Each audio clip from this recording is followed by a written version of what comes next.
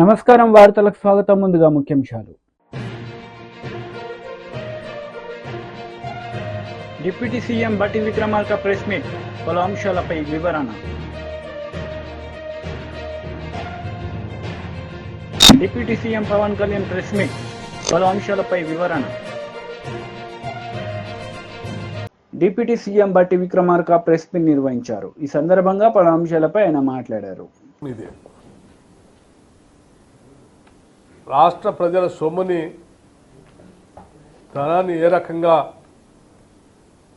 నష్టపోయేటట్టు చేశారో వీటిని చూస్తూ ఉంటే అర్థమవుతాం. ఇంకా మీరు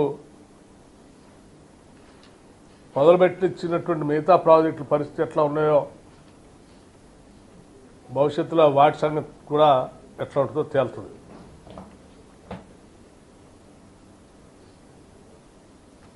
ఇంకా చాలా గొప్పగా ఒళ్ళు గగురు పొడిచే వీడియో కోసం క్యూఆర్ కోడ్ స్కాన్ చేయండి. ఒళ్ళు గగురు పొడిచే విధంగా ఈ కూలిపోయే గోడలను కట్టించి దాన్ని ఇంకా మళ్ళీ గొప్పగా మార్కెటింగ్ చేస్తూ కూలిపోయేదాన్ని ఎవరి మీదనో బురద జరగటం కోసం ప్రయత్నం చేస్తూ ఉన్నారు. శాంక్షన్ చేసింది 2021 నాడు, మొదలుపెట్టింది 2022 నాడు, సైడ్ వాల్స్ కంప్లీట్ చేసింది 2023 జూలై 23కి. పీరియడ్ మొత్తం మీదేనా. దయచేసి ఇంకా నేను ఉన్నది లేనట్టు లేనిది ఉన్నట్టు భ్రమలు సృష్టించి మీ తప్పిదాలని మీరు చేసిన పాపాలను ఎవరి మీదనో రుద్ది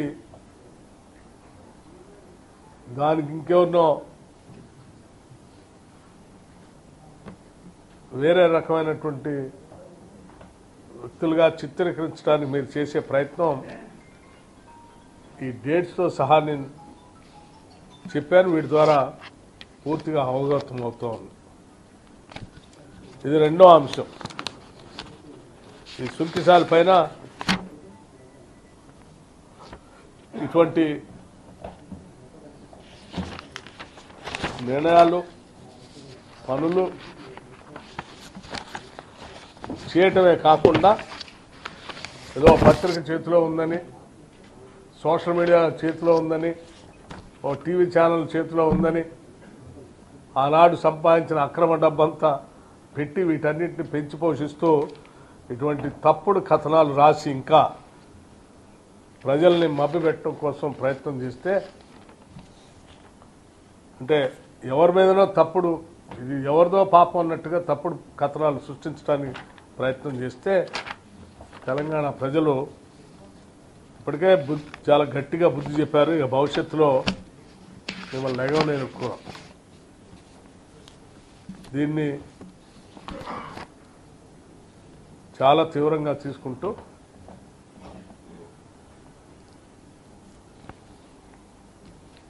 మీ తప్పుడు ప్రచారాలని చాలా తీవ్రంగా కూడా ఖండిస్తాము.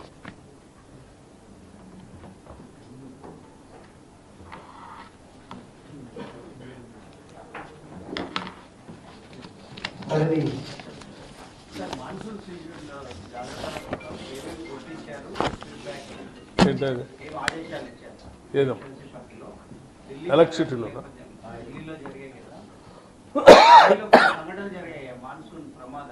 ఎలక్ట్రిసిటీకి సంబంధించా, అండర్ గ్రౌండ్ వాటర్ సంబంధించా, వరద వర్షం వచ్చినప్పుడు తీసుకోవాల్సిన చర్యలు వీటన్నిటికి సంబంధించి ఇప్పటికే హైడ్రా ఏర్పాటు చేసి అలాగే పోలీస్ వ్యవస్థను కూడా గేరప్ చేసి జిహెచ్ఎంసీ అధికారులు అందరినీ కంబైన్డ్ ఒక యాక్షన్ ప్లాన్తో సిద్ధంగా ఉండాలి ప్రతి అంశాన్ని కూడా ఎదుర్కోవటానికి అని చెప్పి చాలా స్పష్టంగా ఇప్పటికే అసెంబ్లీ సమావేశాలు జరిగే రోజే రివ్యూ చేసి ముఖ్యమంత్రి గారు ఎవరి బాధ్యతలు వాళ్ళకు అప్పచెప్పడం కూడా జరుగుతుందనే ఎదుర్కోవటానికి ఈరోజు హైదరాబాద్ నగరానికి సంబంధించినటువంటి పాలనా యంత్రాంగం గేరప్ అయి సిద్ధంగా ఉంది. ఇంక్లూడింగ్ ఎలక్ట్రిసిటీ డిపార్ట్మెంట్తో సహా. Thank you. సుగ్గిసాలది మీరు ఆగస్టు 1కు అది పోలింగ్ అన్న వార్తలు వచ్చినాయి, అది నిజమేనా? ఇప్పుడు దాని పరిస్థితి ఎట్లా ఉంది? ఏమన్నా రిపోర్ట్ తెప్పించుకున్నారా? అది పూర్తిగా వరద వచ్చి లోపల నీళ్లలో సాగర్లో నీళ్ల లోపల ఉన్నటువంటిది ఇది డెడ్ స్టోరేజ్లో కట్టేది కాబట్టి పూర్తిగా ఫ్లడ్ వచ్చింది, మొత్తం మునిగిపోయాం. ఏం కనపడదు కూడా. ఎట్లా ఉంది అంటే చెప్తాను, నీళ్ళు తగ్గిన తర్వాత కానీ చూసి అది ఎలా ఉంది, ఏం చేయాలనేది చర్యలు తీసుకుంటాం. జల విద్యుత్ ఉత్పత్తికి సంబంధించి ముందే బహుశా మీ అందరూ తెలిసే ఉంటుంది. నేను గతంలోనే శ్రీశైలం ఒక నెల రోజుల ముందే పోయి, ఇంకా మాన్సూన్ స్టార్ట్ కాకముందే తీసుకోవాల్సిన చర్యలు, చెప్పాల్సిన పనులన్నీ చెప్పేసి వచ్చేసాం. అయితే దీర్ఘకాలికంగా కొన్ని సంవత్సరాలుగా పెండింగ్ పెట్టేసి ఉంచినటువంటి కొన్ని కార్యకలాపాలు నెలల్లో పూర్తి చేసే కానీ కాకుండా మిగతా అన్ని కంప్లీట్ చేయాలని చెప్పేసి తప్పనిసరిగా అండి అన్నిటి మీద దీని మీద తేలుస్తాం కదా. అధికారులు ఆల్రెడీ ఇప్పటికే అడిగాం. ఆ సంబంధించిన శాఖనే పూర్తి వివరాలని గవర్నమెంట్ సబ్మిట్ చేయమని చేస్తాం.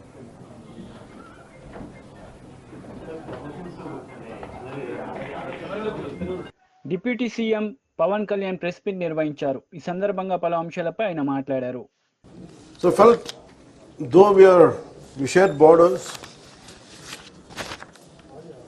our meeting started with Kuvempu's a short words from Kuvempu, the poet Kuvempu, Kavi Sampada, Kuppali Venkatappa Puttappa. And as I said earlier, more than a minister, more than a deputy chief minister, I'm a conservationist at heart. So the moment I was preparing for this meeting, so my office gave me about a small poetic verse from Kuppali Venkatappa Puttappa, and it really invoked a great feeling in me. I thought I would like to start with that.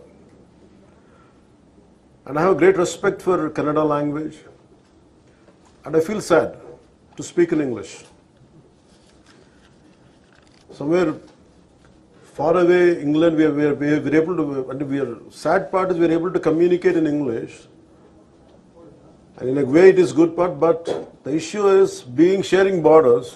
I wish I could have learned Kannada to speak from my heart. But what my heart says is, I would like to recite the poetic words of Kuppali Venkatappa Puttappa. Aranyakke Hadu, it is a song for the forest. Aranyakke Hadu Hadu Munna, Nanu Nanna Manada Munde Nilyuttane, Aranyada Arisina Arulagalinda, Nannu Manada Arivina Arulagalu, Tiriyuttave.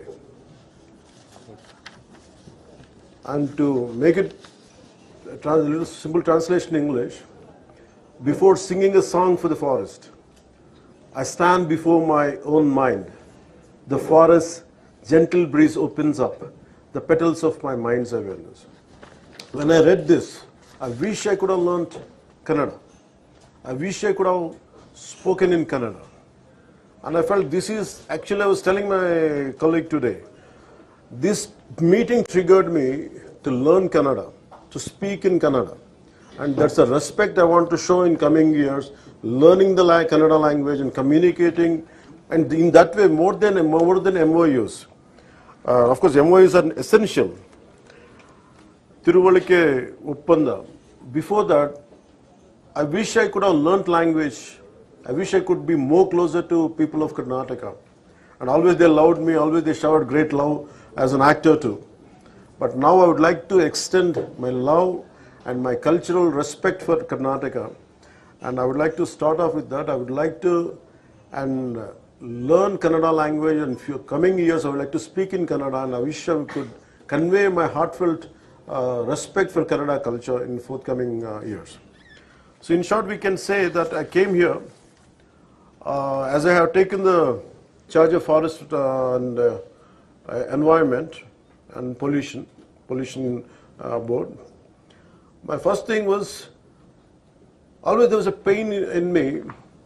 My first awareness in the forest was Kannada Kantiru Sri Rajkumarji's Gandhada Gudi.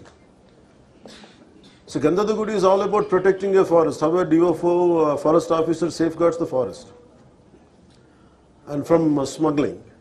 So I was sharing with my colleagues the other day in Aranya Bhavan. I was sharing how the culture transformed. A hero was around 40 years back. He is someone who safeguards the forest. And now the hero is someone who cuts away the forest and who is a smuggler. This we can understand. So Gandhada Gudi is all about safeguarding, and nowadays the current cinema, of course I'm a part of the cinema also, most of the time I struggle to do such films. I said, am I sending the right message? But of course cinema is different, but the cultural shift, what happened, that was quite interesting for us. So here I would like to, though what I could not do in real life, cinema life, but I wish I'm able to do it in real life, and I'm grateful for politics. I'm grateful for people for AP for choosing me and getting me elected through Pittapuram and taking charge as a deputy CM. And all this power, whatever power I have and whatever influence I could do, it is more for an ecological balance and of course saving the Mother Earth and saving Vasudaika Kutumbam. And it is not just, Earth is not just for few humans, it is for all of us. And me and Kandreji, we share the same dream and same aspirations. And the moment he started speaking, the moment he initiated the dialogue, it was so amazing to learn from him, the man of such commitment, man of highest aspirations. And we could see that our bonding beyond politics, I could connect at a personal level with Kandreji. And I would like to see in future our relationship will grow together, which would benefit both the states. Kandreji, I'm grateful to you for initiating this and supporting us. So in short, we went for a 7-point agenda. One is about red sand smuggling. The second one is about IT initiatives, how IT initiatives are making wildlife management and forest management quite well through IT initiatives. And second is about ecotourism initiative, which Karnataka is at the forefront. And of course about wildlife poaching and how to contain it, that is one aspect. And the last one is elephant and human conflict and elephant movement tracking. And BRS leader media సమావేశం నిర్వహించారు. ఈ సందర్భంగా పలు అంశాలపై ఆయన మాట్లాడారు. 5-10 కోట్లు కూడా కావు, కానీ 8 నెలల నుండి చిల్లి గవ్వ కూడా వాళ్ళకి చెల్లించడం లేదు. ఈరోజు ప్రాథమిక పాఠశాలల్లో ఉన్నటువంటి విద్యార్థులకు మధ్యాహ్న భోజనం మీద ఖర్చు పెట్టేది 5 రూపాయలు, హై స్కూల్లో పిల్లలకు ఖర్చు పెట్టేది 7 రూపాయలు. ఈ 5 రూపాయలతో 7 రూపాయలతో వాళ్ళు అన్ని సరుకులు కొని వాళ్ళు భోజనం వండి ప్రతిరోజు ఒక లీవ్ కూడా తీసుకోకుండా వాళ్ళు ప్రతిరోజు అక్కడ వంటలు వండి పిల్లలకు భోజనం పెట్టాలి. కానీ చివరికి ఏమవుతుందంటే వాళ్ళ ఇంటికి పోయి వాళ్ళు కడుపులు మార్చుకోవాలి. ఇది వాస్తవ పరిస్థితి. ప్రభుత్వం చెల్లించేది ఒక కోడిగుడ్డుకు 5 రూపాయలు, కానీ వాస్తవానికి ఈరోజు కిరాణం పోతే ఎక్కడన్నా 5 రూపాయలకు వస్తున్నాయి కోడిగుడ్లు. మినిమం హోల్సేల్ ధరనే ఈరోజు 6 రూపాయలు ఉన్నది, రిటైల్ ధర 6.5-7 రూపాయలు ఉన్నది. అటువంటి దగ్గర 5 రూపాయలు చెల్లించుకుంటూ ఈరోజు వాళ్ళ కనీస జీతం కూడా చెల్లించకపోతే వాళ్ళు ఎట్లా బతకాలి, వాళ్ళ పిల్లలు ఎట్లా బతకాలి, వాళ్ళ పిల్లలు పాఠశాలకు పోతుంటే పుస్తకాలు ఎట్లా కొనియాలి, వీళ్ళు కనీస సోయి ఉండాలి. అదేవిధంగా మోడల్ స్కూళ్ళలో ఉన్నటువంటి టీచర్స్ సంగతి అయితే ఇంకా ఘోరంగా ఉన్నది. 9 నెలల నుండి వాళ్ళకి జీతాలు, ఈ నెల జీతం 8 నెలల నుండి ఈ నెల జీతం వచ్చే నెల ఇస్తా ఉన్నారు. 9 జిల్లాల్లో ఉన్నటువంటి మోడల్ స్కూల్ టీచర్లకైతే ఇప్పటికీ జీతాలు రాలేదు. సిద్దిపేట, సిరిసిల్ల, నిజామాబాద్, సంగారెడ్డి, రంగారెడ్డి, వికారాబాద్, వనపర్తి, పెద్దపల్లి ఈ జిల్లాలు ఇప్పటివరకు జీతాలు కూడా రాలేదు. ప్రతి నెల కూడా ఒక నెల జీతం పెండింగ్ పెడుతూ వస్తున్నారు. ఉదాహరణకి జనవరి నెల జీతము ఫిబ్రవరి 16వ తేదీ ఇచ్చిండు, ఫిబ్రవరి నెల జీతము మార్చి 27వ తేదీ ఇచ్చిండు, మార్చి నెల జీతం ఏప్రిల్ 6వ తేదీ ఇచ్చిండ్రు, ఏప్రిల్ నెల జీతం మే 9వ తేదీని ఇచ్చిండ్రు, మే నెల జీతం జూన్ 11వ తేదీని ఇచ్చిండ్రు. ఇక మళ్ళీ మీరు 1వ తారీఖు మేము జీతం ఇస్తున్నాం అని చెప్పుకోవడానికి కొంచెమన్నా మీరు ఆలోచన చేయాలి. కొంతమందికి మాత్రమే ఈరోజు 5వ తారీఖు లోపు జీతాలు వస్తున్నాయి. అనేక మందికి మళ్ళీ 8వ తేదీ, 10వ తేదీ, 15వ తేదీ కూడా జీతం ఇస్తున్నారు. కొంతమందికి అయితే ఈ నెల జీతం ఇంకో నెల జీతం ఇంకో నెల ఇస్తున్నారు. కొంతమందికి అయితే 7 నెలల నుంచి 8 నెలల నుంచి అసలు జీతాలే లేవు. ఎస్సీ ఎస్టీ హాస్టల్లో, బీసీ హాస్టల్లో ఉండేటువంటి అవుట్ సోర్సింగ్ సిబ్బంది యొక్క పరిస్థితి దయనీయంగా ఉన్నది. 8 నెలల నుంచి చిల్లి గవ్వ ఇప్పటివరకు చెల్లించలే ప్రభుత్వం. మరి దాని సంగతి ఏందో ఒకసారి ప్రభుత్వం ఆలోచించాల్సిందిగా ఈ సందర్భంగా నేను కోరుతా ఉన్నాను. ప్రైవేటు వాళ్ళు శ్రమ దోపిడీ చేస్తే సరే అది జరుగుతున్నది అని చెప్పేసి మనం అనుకోవచ్చు. కానీ ప్రభుత్వమే శ్రమ దోపిడీ చేస్తూ ఉంటే దీని గురించి తప్పకుండా అందరం కూడా ఆలోచించాల్సినటువంటి అవసరం ఉన్నది. కనీస వేతనము చెల్లించాల్సినటువంటి బాధ్యత ప్రభుత్వం మీద ఉంటుందండి. కానీ మధ్యాహ్నం భోజనం వండించుకొని 100 మంది విద్యార్థులకు 3,000 రూపాయలు చెల్లిస్తూ ఈరోజు కనీస వేతన చట్టాన్ని కూడా ఈరోజు విస్మరించి తుంగలో దొక్కినటువంటి ప్రభుత్వం మరి ఈ ప్రభుత్వం కాదా అని చెప్పి ఈ సందర్భంగా మేము అడుగుతా ఉన్నాము. మరి అదేవిధంగా జూనియర్ కళాశాలల్లో ఉన్నటువంటి 1654 మంది అధ్యాపకులు వాళ్ళు మా నెల జీతము 28,000 నుండి 42,000కు పెంచాలని చెప్పేసి వాళ్ళు ధర్నాలు చేస్తూ ఉన్నారు. డిగ్రీ కళాశాలల్లో ఉన్నటువంటి 527 మంది అధ్యాపకులు వాళ్ళు కూడా మా జీతాలు 28,000 నుంచి 50,000కు పెంచాలని చెప్పేసి వాళ్ళు డిమాండ్ చేస్తూ వాళ్ళు ధర్నాలు చేస్తూ ఉన్నారు. ఆశా వర్కర్ల సంగతి మనకు తెలిసిందే. గతంలో వాళ్ళకు 1వ తారీఖు 2వ తారీఖు జీతాలు వచ్చేటి. కానీ ఈరోజు ఆశా వర్కర్లకు 20వ తేదీ జీతం వస్తున్నది. 20వ తేదీ మాకు జీతం సరైనటువంటి సమయంలో చెల్లించాలి. అదేవిధంగా మరి కాంగ్రెస్ ప్రభుత్వం ఇచ్చినటువంటి హామీ నెల జీతం 18,000కు పెంచాలనేటువంటి హామీ ఏదైతుందో దాన్ని కూడా నెరవేర్చాలని చెప్పేసి ఇటీవలనే వాళ్ళు కోటిలో కమిషనర్ కార్యాలయం ముందు వాళ్ళు ధర్నా చేయడం కూడా జరిగింది.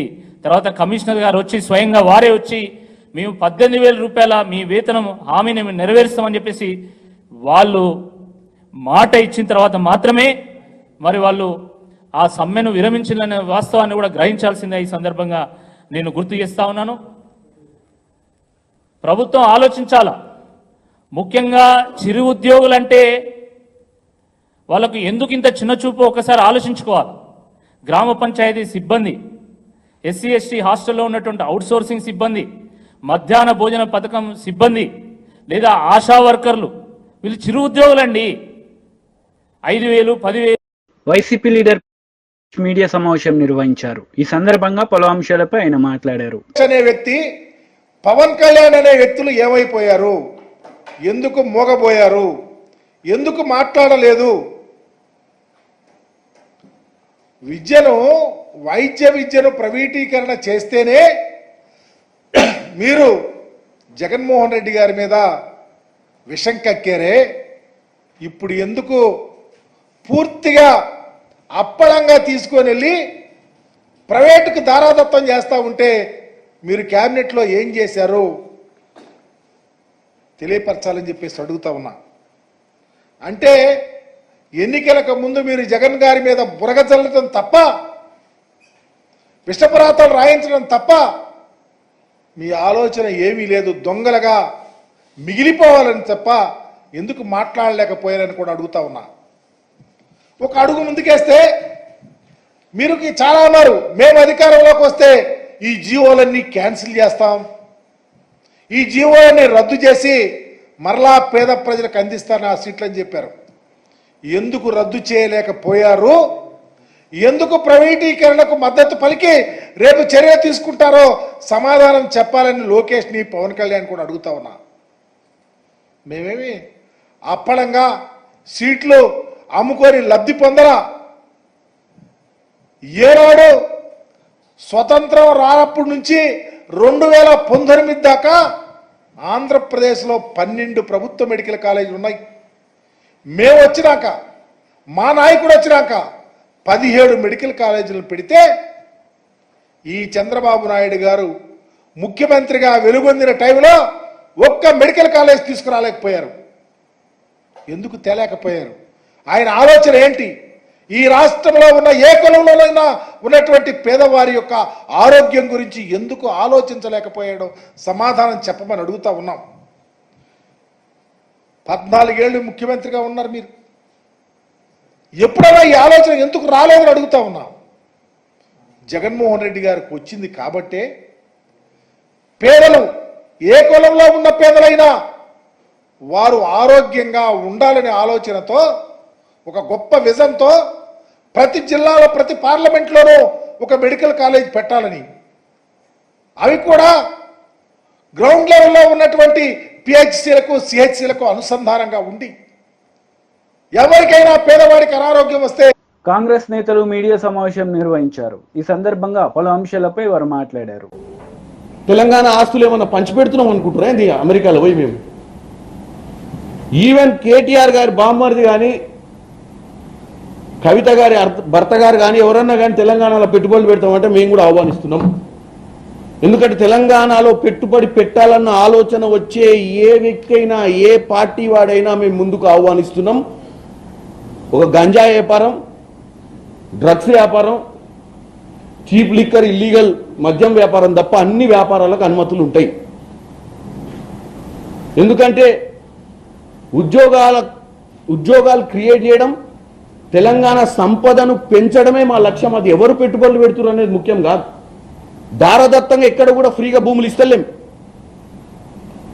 స్వచ్ఛ బయో అనే కంపెనీ 1000 కోట్లతో పెట్టుబడితో తెలంగాణకు వస్తాము, 500 మందికి ఉద్యోగాలు వస్తాయి, దీంతో మంచి జరుగుద్ది అంటే ఆ కంపెనీకి అవకాశం ఇచ్చారు తప్ప ఆ కంపెనీకి చర్చ జరిగింది. ఆ కంపెనీకి ఇంకా భూమి అలాట్ చేయలే. ఆ కంపెనీ పెట్టుబడులు పెడతా అంటే ఫార్మల్ మీటింగ్ జరిగింది. దాన్ని కూడా ఇక వాళ్ళ దగ్గర కొంతమంది ఉంటారు 24 గంటలు భజన బ్యాచ్, నెల తప్పితే జీతం రాదు, ఏదైనా సోషల్ మీడియాలో పోస్టులు పెట్టకపోతే బతుకు తెరవదు. ఎట్ట సోషల్ మీడియాలో పోస్టులు పెట్టాలన్నా, ఎక్కడ ఫోటోలు దొరుకుతాయా, దేన్నన్నా పట్టుకుందామా, ఈ ఆలోచన తప్ప తెలంగాణ ప్రజలకు ఏం పరిస్థితులు ఉన్నాయి, గత 10 ఏళ్లలో మన దరిద్ర పాలన ఏం జరిగింది, మరి ఏంది మనం చేస్తే బాగుంటుందని ఒక ఆలోచన కూడా లేదు. ఈరోజు రేవంత్ రెడ్డి గారి పర్యటనల ముఖ్యంగా మీ అందరు రోజు పేపర్లలో చూస్తున్నారు, దగ్గర ఫస్ట్ కాగ్నిజెంట్ సిఇఓ గారితో రేవంత్ రెడ్డి గారు భేటీ అయ్యి, కాగ్నిజెంట్ సిఇఓ గారు 10 లక్షల చదరపు అడుగులలో అక్కడ ఒక సెంటర్ని ఓపెన్ చేసి 15,000 మంది ఉద్యోగాలకు అవకాశం. అది కూడా ఎంత తొందర అంటే ఈ నెల 14వ తారీఖు నాడే ఈ కాగ్నిజెంట్ విస్తరణ కార్యక్రమంలో రేవంత్ రెడ్డి గారు వచ్చిన తర్వాత స్వయంగా పాల్గొననున్నారు. అంటే ఇమీడియట్ మెటీరియలైజేషన్. కాగ్నిజెంట్ అనే కంపెనీ 14వ తారీఖు నాడే హైదరాబాద్లో విస్తరణ కార్యక్రమాన్ని చేపడుతుంది. అదొకటి. వీహబ్ వాల్ష్ కర్రా హోల్డింగ్స్ వాళ్ళు ఇప్పుడు ఇనీషియల్గా రానున్న 5 ఏళ్ళు మన దగ్గర ఇన్వెస్ట్ చేస్తామంటారు. ఇనీషియల్గా $5 మిలియన్ తోటి వాళ్ళు ఇక్కడికి వచ్చి స్టార్టప్ కంపెనీలను ప్రోత్సహించే విధంగా 1000 కోట్ల దాకా పెట్టుబడులను పెంచే విధంగా ఒక ఉపాయంతో రావాలన్న ఆలోచనతో వాళ్ళతో చర్చలు జరిగాయి.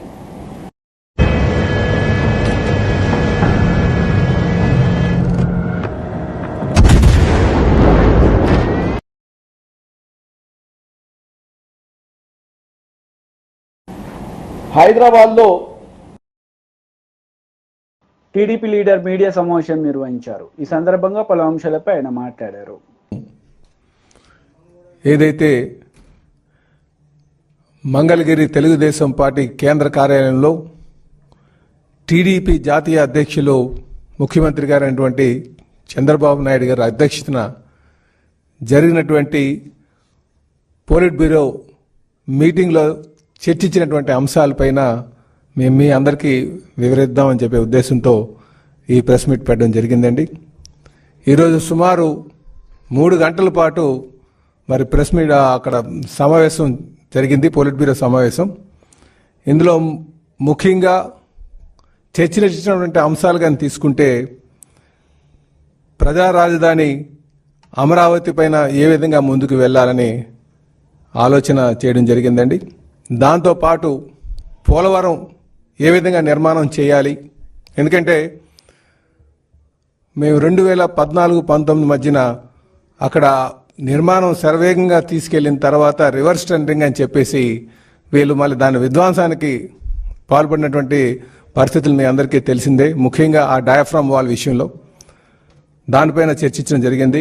అలాగే నదుల అనుసంధానం పైన కూడా ఏ విధంగా ఇప్పుడు మనకి సకాలంలో వర్షాలు పడి నీరుని ఏ విధంగా మనం నిల్వ చేయాలి, దీనికి ఏ విధంగా నదులు అనుసంధానం చేయాలనే విషయం మీద కూడా ఈరోజు సుదీర్ఘంగా చర్చించడం జరిగిందని చెప్పి తెలియజేస్తున్నామండి.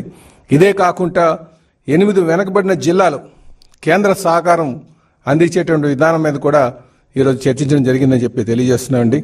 అలాగే ఆగస్టు 15న అన్నా క్యాంటీన్లు ప్రారంభించడానికి పైన కూడా మరి చర్చ జరిగిందని చెప్పేసి మీకు తెలియజేస్తున్నాం. ఇదే కాకుండా మరి నీరు చెట్టు బిల్లుల పైన చాలామంది ఇక్కడికి మాకు అనేక సందర్భాల్లో ఇక్కడికి వచ్చి వారు మాకు వాళ్ళ వినతులు ఇవ్వడం జరుగుతుంది. దానిపైన కూడా నీరు చెట్టుకు సంబంధించిన బిల్లులు ఏ విధంగా వాటిని రిలీజ్ చేయాలన్న దానిపైన కూడా చర్చించడం జరిగిందని చెప్పి తెలియజేస్తున్నాం.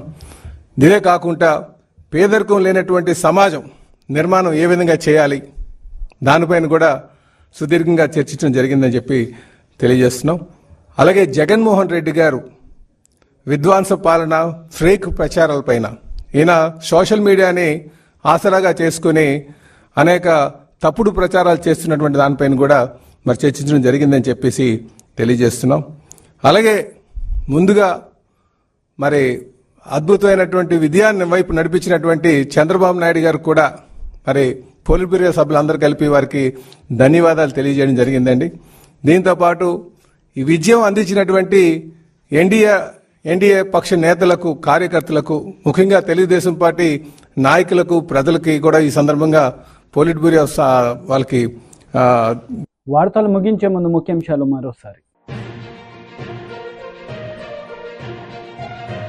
డిప్యూటీ సీఎం బట్టి విక్రమార్క ప్రెస్ మీట్, పలు అంశాలపై వివరణ. Deputy CM Pawan Kalyan press meet, పలు అంశాలపై వివరణ. ఈ వార్తలు ఇంతటితో సమాప్తం. తిరిగి ప్రసారమయ్యే వార్తల్లో మళ్ళీ కలుద్దాం. అంతవరకు సెలవు. నమస్తే.